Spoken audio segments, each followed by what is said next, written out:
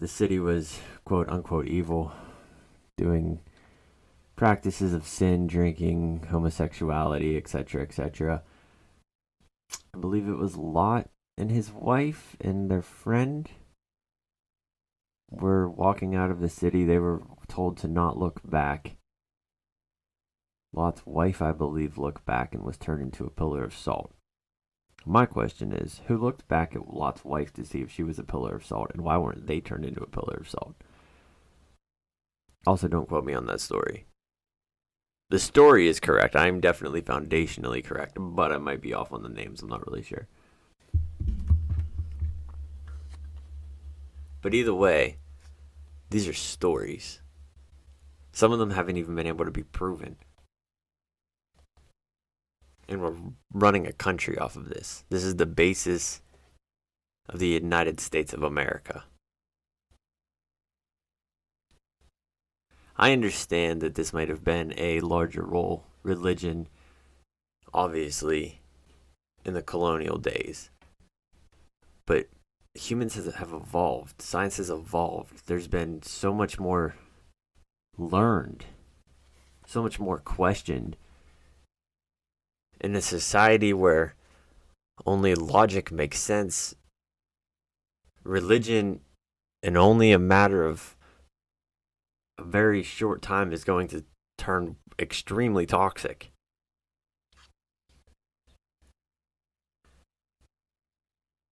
It's time to not only separate church and state again and make those laws even more strict and get the statues, get the text, get everything away from the government buildings. Just, I'm not saying to bash it or to put up monuments against it, but we don't need those monuments there of a white Jesus who didn't even exist, or angels that no one's even seen except for in their dreams. If you want to have that stuff up, go to a museum. We don't need that out in a public area. Get rid of the "in God we trust" or "one nation under God." It is no longer.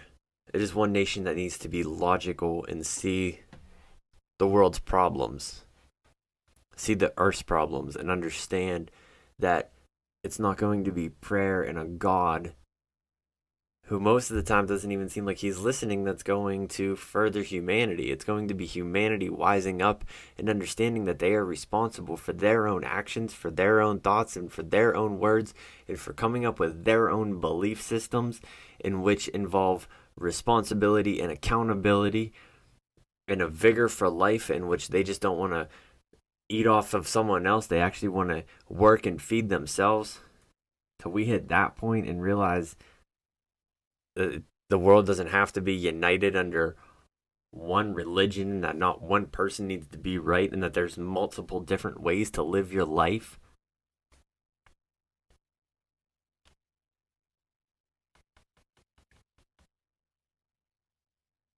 That's how it's got to be. But I fear that realization will never be thought of or come to. Or anyone who even rises up and tries is going to be killed.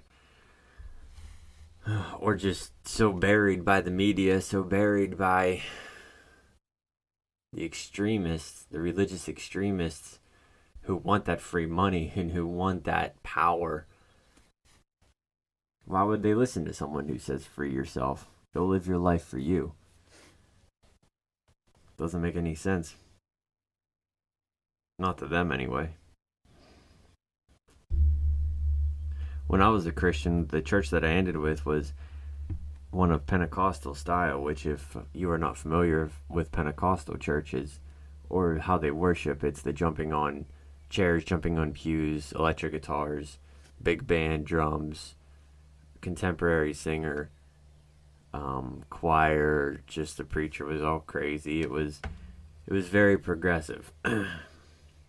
Progressive for Christianity sounds silly now. But there was always one thing that worried me, and it was it was concerning, and it was the war speak. It was the "you're a warrior of God. We are at war with the enemy. We are soldiers for the Lord. Lift up your sword. Put on your armor. It was just this constant war speak, and then on top of that, very pro gun, very pro gun. And I'm personally anti gun. I just don't like them. I don't like that feeling in my hand. It's my preference, but like, my best friend is a gun carrying dude, and it doesn't bother me if somebody responsible has it and they want to own a gun. It's just my personal take is I just personally don't like them. But I will probably own one day because this world's just crazy. But there was always just this war aspect to the Pentecostal religion. I call it a cult now.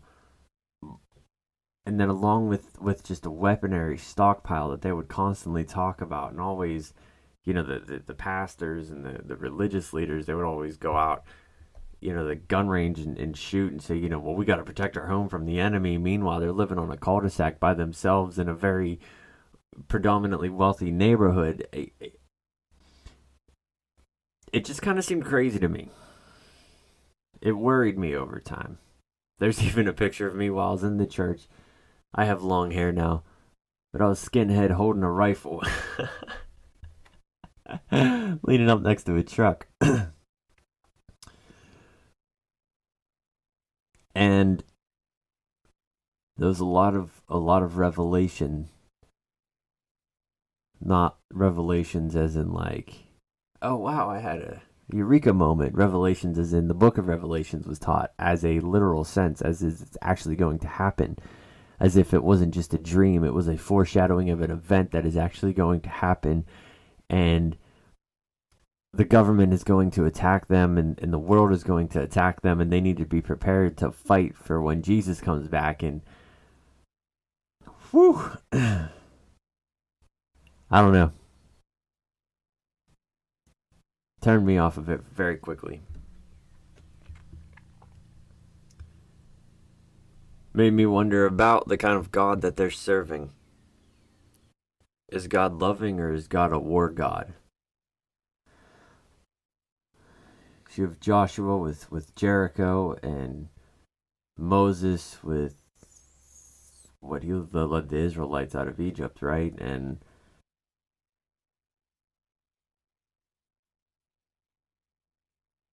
all these times in the Bible that speak of war, and God never seemed against it. He always seemed for it. Burning down cities, flooding the entire world.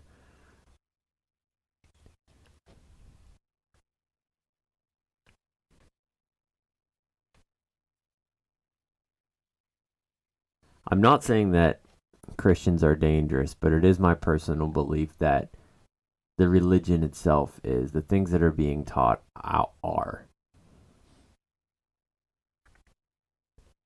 Especially the conservative right-wing sect love to blame any Muslim and every Muslim of being dangerous and extreme.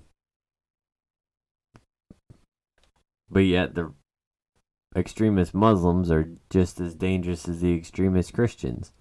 Anyone extreme who has extreme thoughts and hate over religion, over a God that they are just consumed with, you are extreme.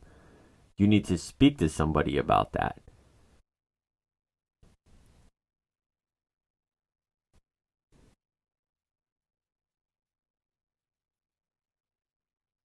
It worries me that logic is being lost at times, especially under this doofy ass president we have now, who I just watched an interview the other day talking about, I think it was the F-35 fighter jet. Don't quote me on that. I don't know anything military. But the plane is invisible on radar.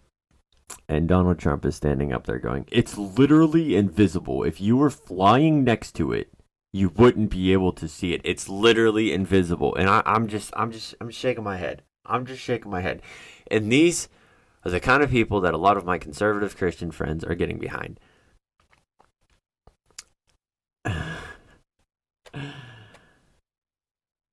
And they call me lost. They call the atheist lost. They're telling us we're going to hell.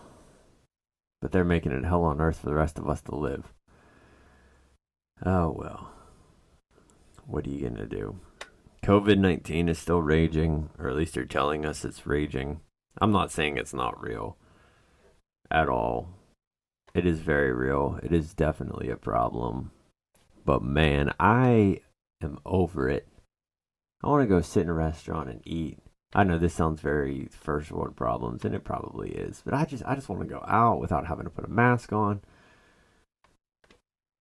I don't mind the mask, but I'm a mailman, and I'm outside all day. And like when I gotta go in and out of buildings, and it's 95 degrees, and I gotta breathing that air is just it's like me just having a dragon just breathe fire into my face. I do it because I understand. But whew, is that rough, man. And for those of you not wearing a mask because you're a stubborn asshole, just put a mask on. Just put a mask on. It's really not hard. You pick it up, you put one side over one ear, one side on the other ear, put it over your mouth, and then shut the hell up, because most of us don't really care what dumb things you have to say or what's coming out of your mouth. You think this is a communist and socialist country because they're making you put a mask on, but yet they have all of your information under one social security number. They have all of your credit card information with that one number. They have your identificate. That's my cat. He wants me to throw his toy. I was on quite a rampage there, and he just wouldn't shut up, so I figured I would go ahead and give him the attention he deserved. But yeah, you're acting like because they're asking you to put a mask on, a lot of you saying, wow, this is such a socialist country, this is such a communist country. They're gonna control us with this 5G. I've even seen some of those claims. They're gonna control us with 5G and masks and blah blah blah. Man, they already control you. They control your beliefs. They control what you do. They control what you see through social media, through your credit cards, through what you watch on TV. They're tracking every ad that you see, every time that you go online. They're tracking every single thing that you do. Don't think for a second that you're not already being controlled. I promise you. The goal is not to put a mask on you, drill you in the forehead with 5G, and turn you into a robot. If you have an Amazon account, you're already a robot. A consumer robot. Well, that's all I have for today. I had a lot of fun doing this podcast. I think I'm going to try to do this daily. I'm going to throw this up on YouTube. Make sure to like and subscribe. Keep listening. I will try to have some guests on here. Try to have some enlightening conversations. And remember, stay safe. Wear a mask. Wash your hands. Don't be stupid. And don't vote for Donald Trump. Peace out.